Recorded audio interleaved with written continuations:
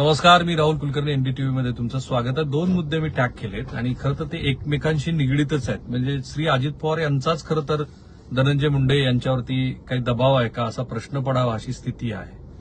कारण जे काही घडलं आहे त्या घडल्याची क्रोनॉलॉजी जर बघितली आपण तर ती क्रोनॉलॉजी अशी दाखवते आहे की धनंजय मुंडे यांच्या संदर्भामध्ये पक्षाची जी नियमित मिटिंग असते त्या मिटिंगमध्ये काही गोष्टी घडल्यात. म्हणजे अंजली दमानिया यांनी जी काही कागदपत्र दिली होती ती कागदपत्र ही अजित पवार यांनी आपल्या आमदारांच्या समोर मांडली आणि ती मांडल्यानंतर ह्या संदर्भात काय झालेलं आहे ते आपल्या पक्षाच्या आमदारांना पण सांगितलं. याचे सरळ सरळ दोन अर्थ होतात. बाहेर माध्यमाशी बोलत असताना श्री अजित पवार जे म्हणतायत की धनंजय मुंडे यांच्या विरोधामध्ये पुरावे नाहीयेत आणि जेव्हा पुरावे येतील तेव्हा आम्ही बघू, पण प्रत्यक्षामध्ये आमदारांचा जो काही दबाव आहे तो दबाव पण ते आता त्यांना बहुधा पक्षांतर्गत जो दबाव आहे तो एवढा वाढलेला आहे की त्या दबावामुळे त्यांना हे आमदारांना सांगावं लागलेलं आहे की असं असं घडलेलं आहे, अंजली दमानिया यांनी ह्या गोष्टी केल्यात आणि यातल्या गोष्टी ज्या आहेत ती मी मुख्यमंत्र्यापर्यंत पोहोचवल्यात. जर त्यांना खरोखरच धनंजय मुंडे यांच्या संदर्भातला कोणताही निर्णय घ्यायचा नव्हता तर त्यांनी या संदर्भातली अशी कृती केली नसती. म्हणजे आमदारांच्या समोर याचा अर्थ काय तर एक पक्षाच्या अंतर्गत असलेला जो त्यांच्यावरचा दबाव आहे तो दबाव हा त्यांना झुगारून द्यायचा आहे, त्यांना सांगायचं आहे किंवा खरोखरच त्यांना धनंजय मुंडे हे निर्दोष आहेत असं आपल्या आमदारांना पटवून द्यायचं आहे. पण त्याची शक्यता मला कमी वाटते आहे. मला ही दाट शक्यता वाटते आहे की अजित पवार यांचा सुद्धा धनंजय मुंडे यांच्यावरती राजीनाम्यासाठीचा दबाव आहे. अन्यथा जी गोष्ट त्यांना आपल्या पक्षांतर्गतच ठेवायची होती ती गोष्ट त्यांनी मुख्यमंत्र्यापर्यंत पोहोचवली नसती. जसं ते म्हणाले की या संदर्भातली माहिती मी मुख्यमंत्र्यांना दिलेली आहे. अर्थात मुख्यमंत्री हे मंत्रिमंडळाचे प्रमुख असतात आणि ते प्रमुख जरी असले तरी महाराष्ट्रातली सध्याची महायुतीची स्थिती अशी आहे की अगदी नाशिक आणि रायगडच्या पालकमंत्री पदाचा निर्णय हा सुद्धा त्या पक्षांनी घ्यावा इथपर्यंत ते आलेलं आहे. त्यामुळं बहुधा देवेंद्र फडणवीस यांची अशी इच्छा असावी की धनंजय मुंडे यांच्या संदर्भातला जो काही निर्णय घ्यायचा आहे तो अजित पवारांनी घ्यायचा आहे आणि अजित पवार यांना दाखवायचं आहे की धनंजय मुंडे यांच्या संदर्भामध्ये मी सुद्धा गंभीर आहे आणि म्हणून ते असं प्रयत्न करत आहेत की धनंजय मुंडे यांचा राजीनामा पण व्हावा, पक्षातल्या आमदारांना सुद्धा या संदर्भातली योग्य ती माहिती वेळोवेळी पण जावी आणि दुसरीकडे जे जनरल परसेप्शन आहे त्या जनरल परसेप्शनमध्ये मात्र धनंजय मुंडे यांच्या संदर्भामध्ये कोणताही पुरावा नाही असं ते सतत सांगत राहावेत. आता किती कायदेशीर गोष्टी घडतात बघा. आणि आणखीन एक संदर्भ आहे, असं म्हणतात आणि त्यात मला असं वाटत नाही की तथ्य नसेल, धनंजय मुंडे यांचा मंत्रिमंडळाचा जो समावेश आहे तो ऐन वेळेला झाला ते तर माहितीच आहे. माझी माहिती तर त्याच्यापेक्षा आणखी वेगळी अशी आहे की आपला मंत्रिमंडळात समावेश होत नाही हे लक्षात आल्यानंतर धनंजय मुंडे यांनी पक्षाच्या सदस्यत्वाचा सुद्धा राजीनामा दिला होता.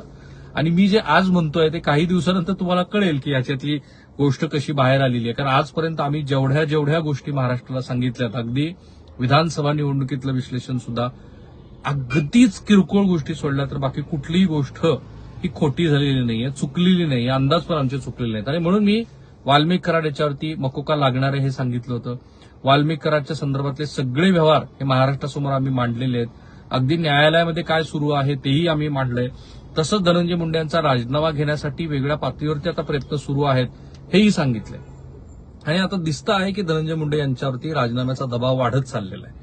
आता दोन तर याचिका झाल्यात. एक प्रत्यक्ष याचिका आहे आणि दुसरं जे आहे ते अंजली दमानिया यांचं पत्र जे हायकोर्टाला त्यांनी सांगितलेलं आहे आणि ज्या पत्रामध्ये ऑफिस ऑफ प्रॉफिट आणि पीपल्स रिप्रेझेंटेटिव्ह ऍक्ट ह्या दोन गोष्टीच्या आधारे धनंजय मुंडे यांना डिस्क्वालिफाईड करा असं त्यांचं मत आहे. आणि धनंजय मुंडे यांचा या संदर्भातला काही स्टँड पण आहे.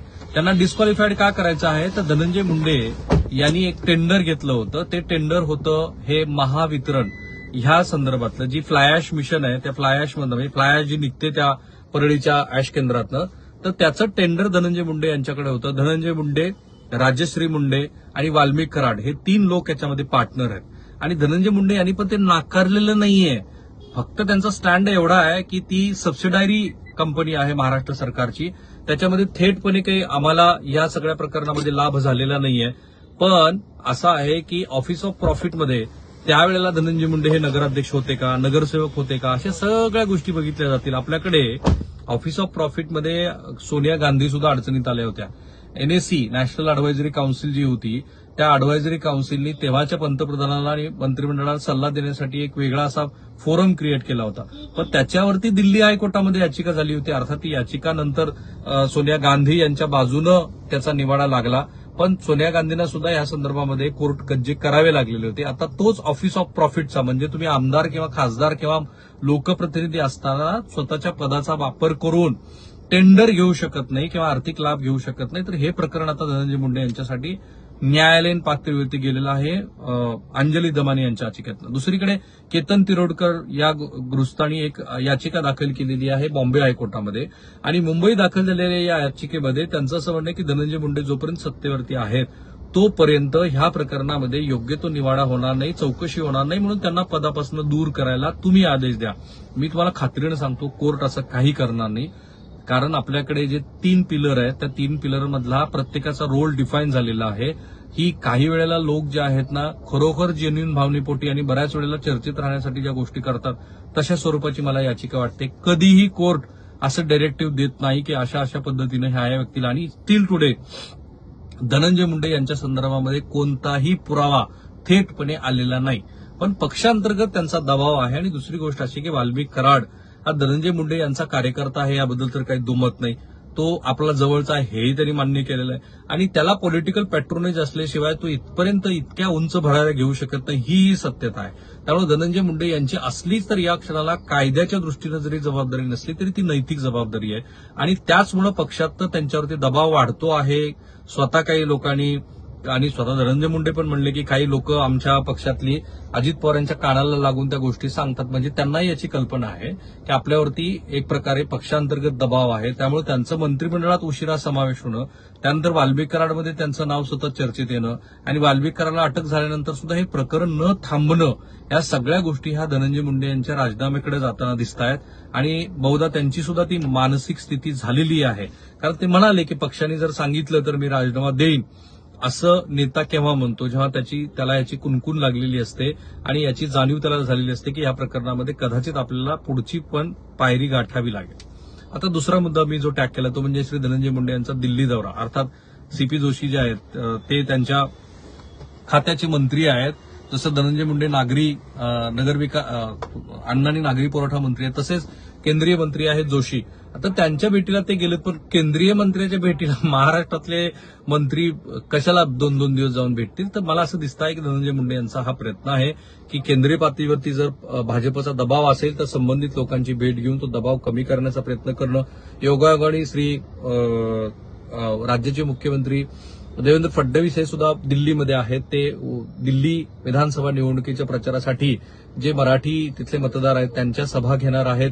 तर तिथं त्यांना तो योग्य तो वेळ मिळाला तर ते दोघंही भेटू शकतील. अर्थात त्या दोघांच्या मध्यस्थीने काही कुणाची त्यांना दिल्लीत भेट घेणं शक्य असेल तर त्यांची भेट होईल. पण एकूण गोळाबेरीज ही आहे की धनंजय मुंडे हे अडचणीत आलेले आहेत. अजित पवार यांचीच एक प्रकारची मला वेगळी खेळी दिसते आहे की धनंजय मुंडे यांच्यावरचा दबाव त्यांनी वाढवला. अन्यथा जे पुरावे त्यांना कोण आमदार अजित पवारांना पुरावे मागेल त्यांच्या पक्षातले, पण असं दिसतंय की ते पुरावे त्यांनी सामोरे ठेवलेत आणि धनंजय मुंडेंना उत्तर द्यायला लागलं. तर याच्यातनंही आमदारांचं आणि मंत्र्यांचं समाधान नाही झालं तर धनंजय मुंडे यांना ते असं म्हणू शकतात की आपल्या पक्षातला वाढता दबाव, पक्षाची प्रतिमा आणि पक्षातली पुढची वाटचाल पाहता तुम्ही राजीनामा देणं योग्य आहे. त्यानंतर तुमचं पुनर्वसन आम्ही करू.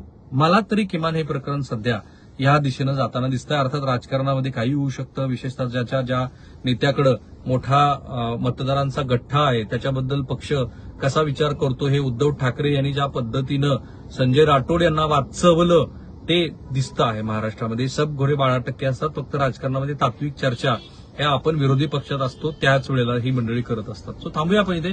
आमचा प्रयत्न हा आहे की महाराष्ट्रातल्या ह्या राजकीय घडामोडी ज्या घडतायत त्याचं सखोल आणि तटस्थ विश्लेषण करावं आणि ते करत असताना कायदेशीर बाबी पण सांगाव्यात. अजूनही मी म्हटलं की धनंजय मुंडे यांच्या विरोधामध्ये कोणताही थेट पुरावा वाल्मिक कराड आणि दुर्दैवी संतोष देशमुख यांच्या खुनाच्या प्रकरणात नाही, पण नैतिक दबाव धनंजय मुंडे यांच्यावरती निश्चित आलेला आहे आणि त्या दबावापोटी अजित पवार यांच्याच दबावामुळे श्री धनंजय मुंडे यांना कदाचित राजीनामा द्यायला लागू शकतो आणि बहुधा त्यांची ती मानसिक स्थिती पण झालेली आहे. सो थांबूया आपण इथे. पुन्हा तीच विनंती, आमचं युट्यूब चॅनल सबस्क्राईब करा, बेल आयकन दाबा आणि अधिकाधिक लोकांपर्यंत हे व्हिडिओ जाऊ द्या आणि शेवटपर्यंत व्हिडिओ बघा.